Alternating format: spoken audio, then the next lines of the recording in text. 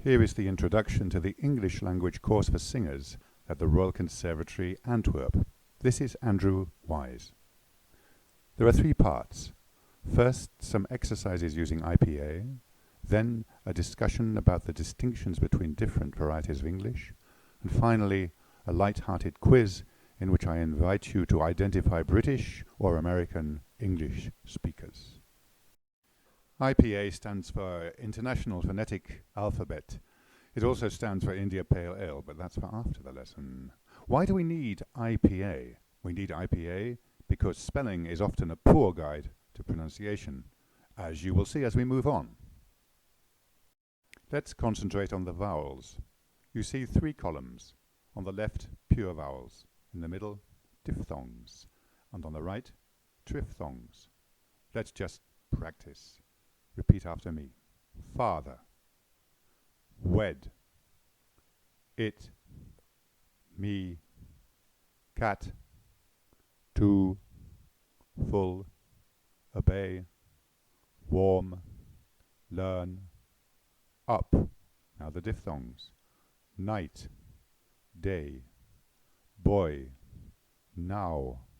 No. Air. Ear. Or. Sure. And now the triphthongs. Fire. Hour. Getting the vowels right in English is quite important, as you will hear in the following example. One day I'm going to Malta to big hotel. In the morning I go down to eat a breakfast.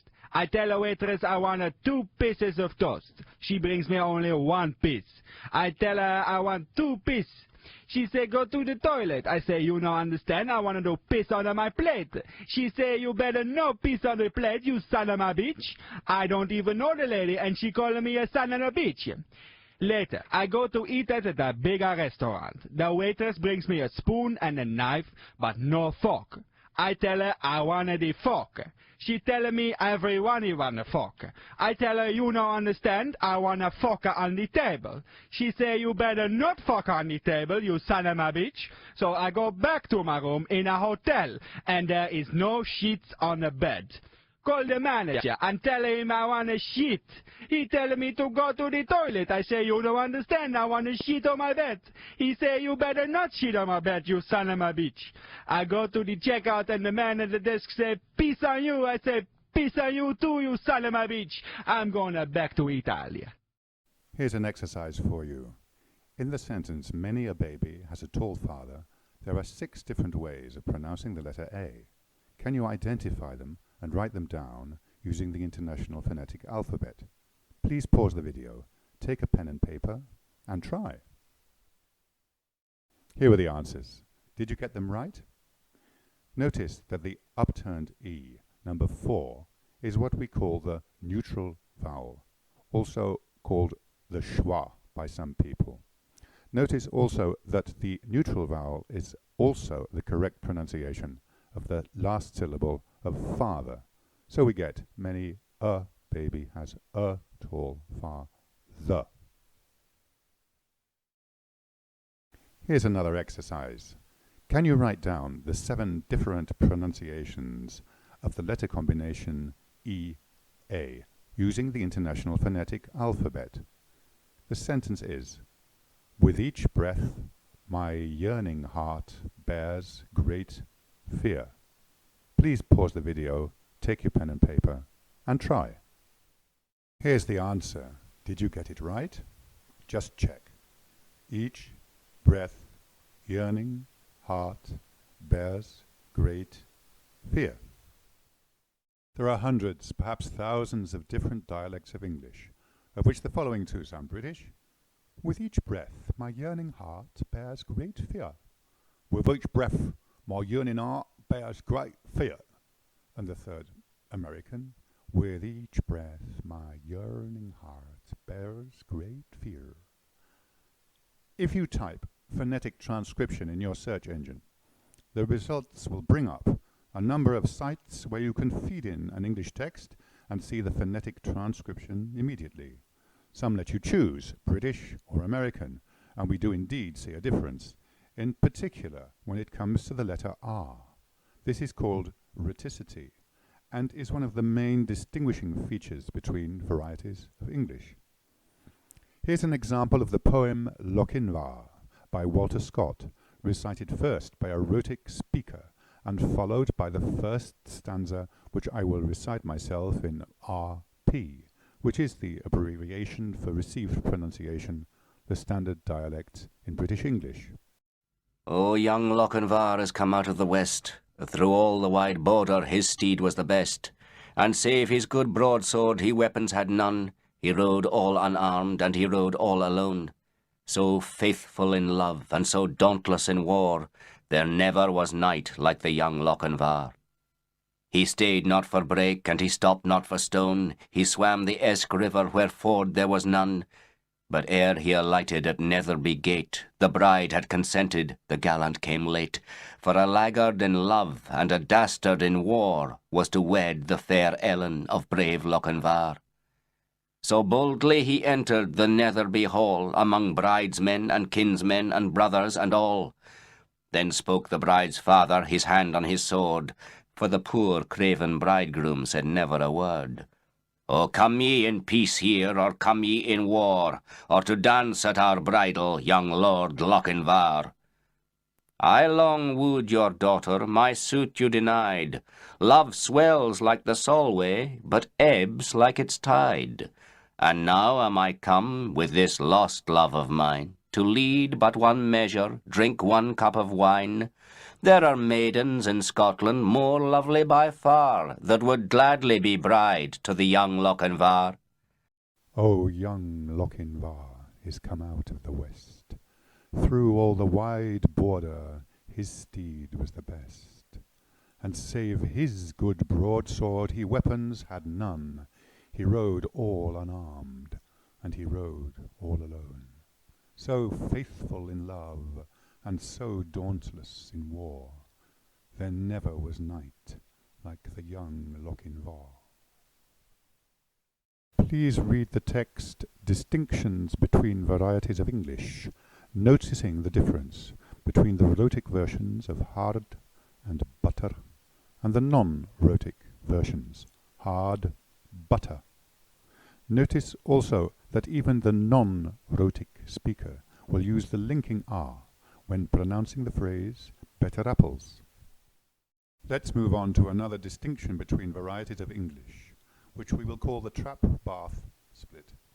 In the left-hand column you see words which are pronounced with the long R of father, and in the right-hand column words which are pronounced with the short A of cat. Notice that the words on left and right are very similar. There's no convincing reason why they should be pronounced differently. They just are. So we have past but passage, rather but gather, graph but graphic, giraffe but gaff, path but math, and so on. Please pause the video and practice a few of these. I invite you to be critical of what I just told you. What do we think of people who say bath instead of bath? Is there such a thing as correct pronunciation? This is a slightly new topic and a question for the subject we call sociolinguistics, which means accent or dialect as a signal of social status. Well, these things were certainly important when the movie My Fair Lady was made, from which I offer the following clip. All right, Eliza, say it again. The rain in Spain stays mainly in the plain. The rain in Spain stays mainly in the plain. Didn't I say that? No, Eliza, you didn't say that. You didn't even say that. Now, every night before you get into bed, where you used to say your prayers, I want you to say, the rain in Spain stays mainly in the plain 50 times. You get much further with the Lord if you learn not to offend his ears. Now for your H's. Pickering, this is going to be ghastly. Show yourself, Higgins. Give the girl a chance. Oh, well, I suppose you can't expect you to get it right the first time. Now, come here, Eliza, and watch closely. Now, you see that flame? Every time you pronounce the letter H correctly, the flame will waver, and every time you drop your H, the flame will remain stationary. That's how you'll know if you've done it correctly. In time, your ear will hear the difference. See it better in the mirror. Now, carefully. In Hertford, Hereford, and Hampshire, hurricanes hardly ever happen. Now, repeat that after me. In Hertford, Hereford, and Hampshire, hurricanes hardly ever happen. In Hertford, Hereford, and Hampshire, hurricanes hardly ever happen. Oh, no, no, no. Have you no ear at all? Should I do it over? No, please. Start from the very beginning. Just do this. Go, ha, ha, ha, ha. Ha, ha, ha, ha. Go on, go on, go on. Ha, ha, ha. Does the same thing hold true in India, Pickering? Its peculiar habit of not only dropping a letter like the letter H, but using where it doesn't belong, like hever instead of ever. Notice that Slavs, when they learn English, have a tendency to do it with their G's. They say linger instead of linger, and they turn right round and say singer instead of singer. Notice the Slavs, when using it where it isn't needed. They learn English, they have to do it with their G.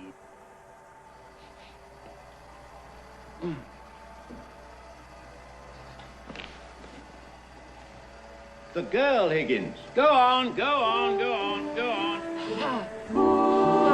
Professor Higgins. My Fair Lady is based on the play Pygmalion by the Irish playwright George Bernard Shaw, which adapts the Greek myth about Pygmalion, the king of Cyprus, who sculpted a statue of a woman so beautiful that he fell in love with the statue. This is in the end what My Fair Lady is about. George Bernard Shaw is also the author of the delightful bon mot that America and Britain are two nations separated by a common language. Which brings us nicely onto the last part of this introductory lesson. First, some vocabulary differences. Don't forget that when an Englishman tells you he's mad, he doesn't mean he's furious. But if an American says so, it means he'll be coming after you with a knife. Other differences in the following clip. The thing about Americans that I've thought about the language is that they say they speak English, but they've had to change it to make them understand it more. Go with me on this, because I've thought it through. They've changed some of the words. So they've taken the English language, but they've looked at some of it and they thought, no, I think we need a little bit more explanation here, okay? That's my American accent. So things like pavement. So they can't work with pavement, so they've changed it to sidewalk. Yeah. They needed more information. They needed to know where they were going to be walking so that they wouldn't get run over. So that's... I didn't think of that. Pavement, sidewalk. So I think there must have been a period of time where they ran with the word pavement, but they kept getting hit by cars. So they changed it to sidewalk. Now, bear with me here, John, because I've thought this through. Yes. Bin, the word for bin. In American, waste paper basket. They needed to know not only what to put in it, they needed to know that not only it was paper, but waste paper, and that it goes into a basket. It's not just any paper. They kept throwing away fresh paper for a period before they introduced the word waste paper basket. You see, it's like they need instructions. Glasses for your eyes, they call them eyeglasses. They needed to know where to put them on their face, because they used to have glasses and they would put them on their thighs and they would put them on their feet and they would say, I can't see any better with the glasses. And then somebody went, no, they're eyeglasses. Well, why didn't you call them eyeglasses? There's a game called squash. Have you heard of it? Yes. Not in America. Racquetball. They needed... It's a true story. They needed to know what they were going to be playing with, a racquetball, and even then they get confused because there's no court. They don't know where to go. They just wander through the street going, I want to play racquetball, I want to play racquetball. So they're probably going to have to change that. But my favourite one, without a shadow of a doubt, is horse riding. Do you know what horse riding is in America? Is it not called horse riding? No. Horseback riding. They had to specify the area of the horse. Well, yes. There were terrible problems, because there was a period of time when they didn't call it horseback riding. Where did they go? They used to hold on to the tail and then...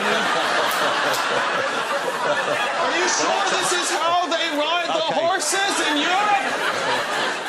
That's a whole different thing you're doing there, I think, with the horse. Anybody who's watching this show who may have been flicking the channels, that's not a moment you want No. This was a story about American and descriptive words. Now we come to our quiz. There are 18 audio fragments, each lasting between 20 and 30 seconds, which will play sequentially, one after the other, without interruption. Half are British, half American, but there are also 2 tricks. The object of the quiz is for you to identify who is British and who American, and the tricks too, if you can. Here we go. And so I'm living at home with my mother and father, and the next day in the morning, the phone rings, and Mummy comes in and she says, "It's Frank Sinatra on the phone with you." I said, "Frank Sinatra, hey?" So I said, "Oh, hi." And he said, "Hi, it's Frank." He said, "How would you like to have dinner with me?" And I said, "Oh, well, that would be very nice, yes." He said, "Tomorrow." I said, "Yeah." He said, "I'll send my plane for you." I said, "Your plane? Where are you?" He said, "Hamburg." I said, "Hamburg?" I said, "I can't possibly go to Hamburg. I mean, I've got an early call tomorrow." He said, "You have no enemies, you say? Alas, my friend, the boast is poor. He who is mingled in the fray of duty that the brave endure must have made foes. If you have none, small is the work that you have done. You've hit no traitor on the hip. You've dashed no cup from perjured lip. You've never turned the wrong to right. You've been a coward in the fight." I am honored to speak in the memory of a man who achieved such astonishing things for India, without bitterness or hostility, and who, by his own magnetic personality, prevented the terror of bloodshed in Bengal. How fortunate was India to have a man like that at one of the most critical periods in her history, when the situation was so tense that civil war throughout the whole subcontinent could so easily have flared up. So first of all, let me assert my firm belief that the only thing we have to fear is fear itself, nameless, unreasoning, unjustified terror, which paralyzes needed effort to convert retreat into advance. In every dark hour of our national life, a leadership of frankness and of vigor. Today, we need a special kind of courage. Not the kind needed in battle, but a kind which makes us stand up for everything that we know is right, everything that is true and honest. We need the kind of courage that can withstand the subtle corruption of the cynics, so that we can show the world that we are not afraid of the future. Your intolerance infuriates me. I should think that of all people, a writer would need tolerance. The fact is, you can't be a first-rate writer or a first-rate human being until you've learned to have some small regard for human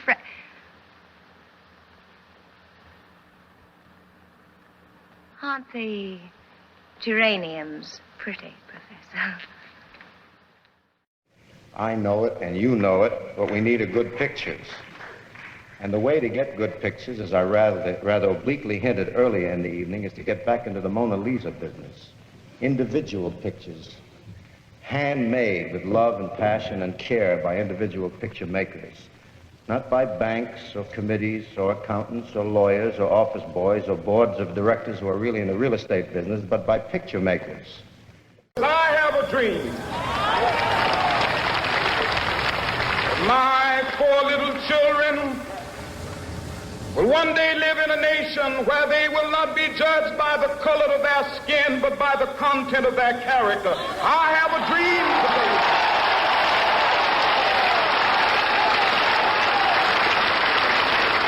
I have a dream that one day. I was sad to see Stringer, my character, go, because I'd fallen in love with what he had achieved and how the storyline had expanded. But as a fan of the show, and it was the best move, I think, for the TV show, and for just to keep the show interesting, just to keep that and unpredictable. I I think the series is interesting because it is, in a sense, dated.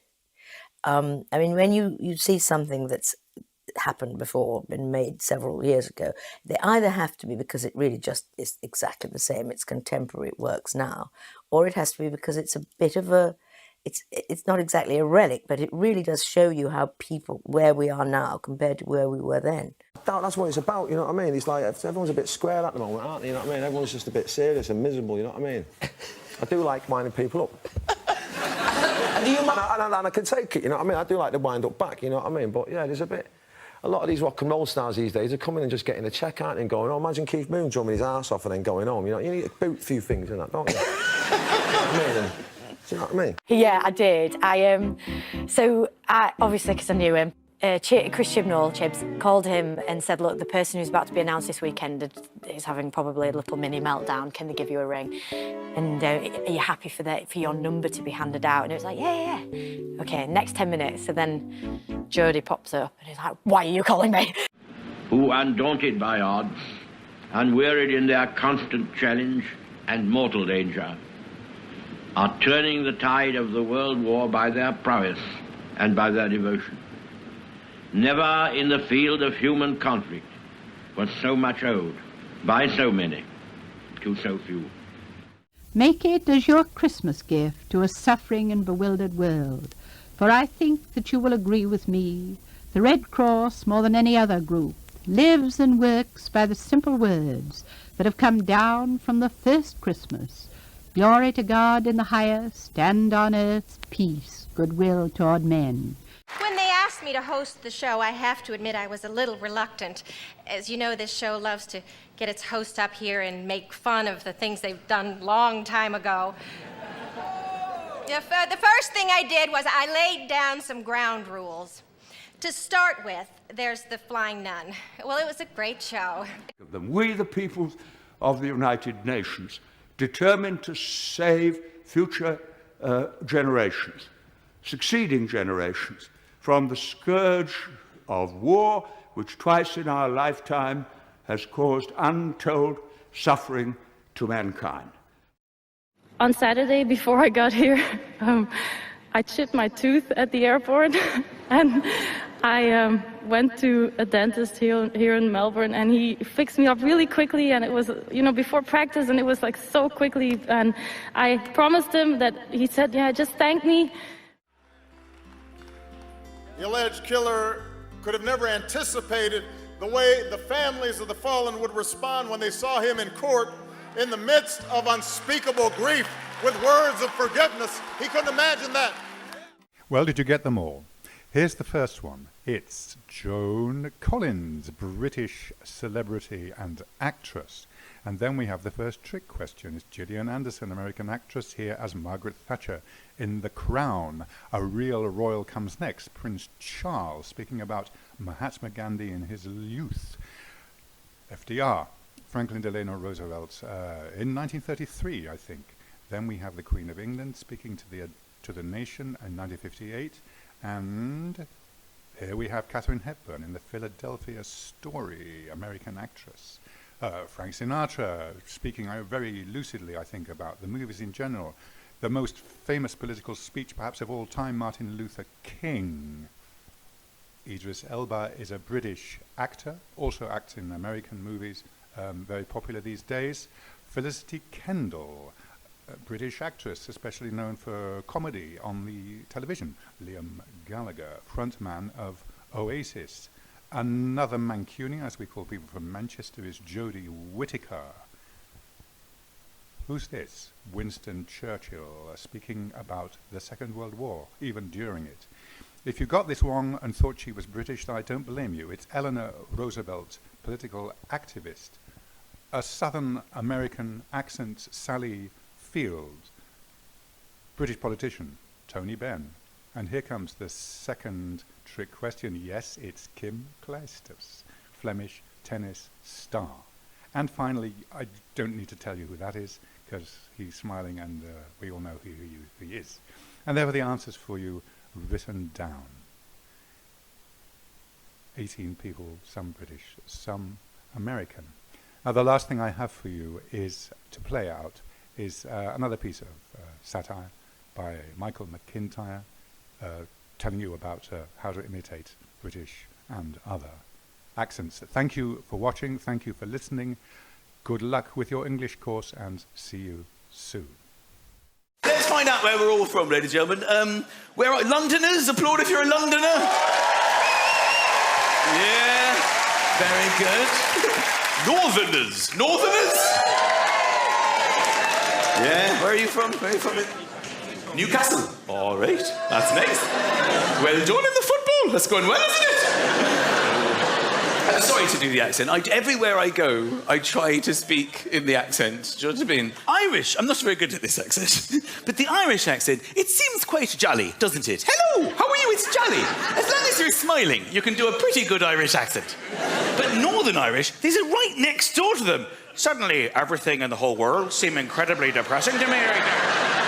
How can your face to complete the opposite to that? I'm over here, but I'm right next door to you, and I decided I don't understand how these accents can evolve like that. Some evolution of accents I understand. Like when you go west in England, when you head west, you'll hit like Bristol, and they've got this like West Country like that. They'll start talking like that. We're in Bristol now. We're a little bit busy, so we speak basically with this accent, but it's quite fast because we're like a city. We've got like things to do. We're like got businesses and that, right? We've got like a city centre. Then you go to Devon, you keep going west, you go to Devon, and it's the same accent, but it's a bit slower now, all right? We don't have quite as much going on here as they do in the city of Bristol. We're in Devon now, so we're just going to speak in the same accent, but we'll just take our time with it, because we've got more time, right? By the time you get to Cornwall, it's just... You get a sense of the evolution.